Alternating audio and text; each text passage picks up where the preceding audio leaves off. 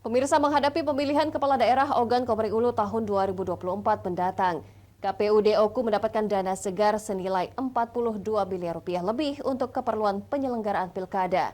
Dana itu terbilang fantastis.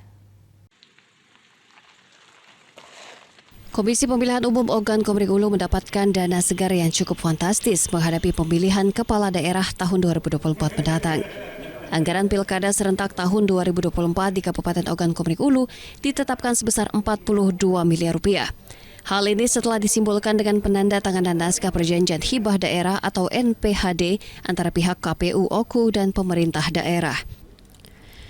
Anggaran tersebut dianggap KPU Oku telah sesuai dengan rencana kerja mereka, meliputi kegiatan mensukseskan penyelenggaraan pilkada nantinya. Naning Wijaya mengungkapkan anggaran puluhan miliar ini bersumber dari pemerintah daerah Oku sekitar 38,2 miliar rupiah dan dana segar dari pemerintah Provinsi Sumsel sekitar 4,5 miliar rupiah. Tak dipungkiri anggaran pilkada ini memang mengalami sedikit peningkatan dibanding periode pilkada sebelumnya.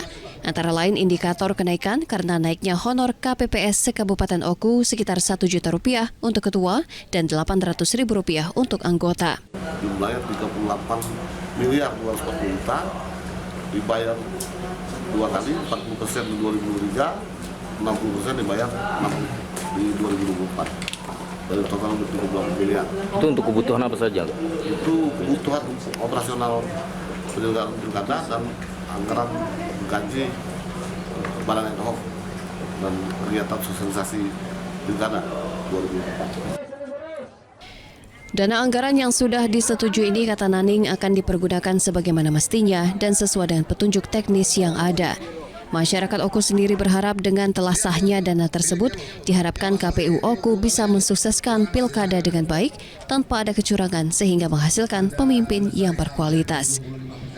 Dari Ogan Komering Ulu, Widori Agustino, iNews melaporkan.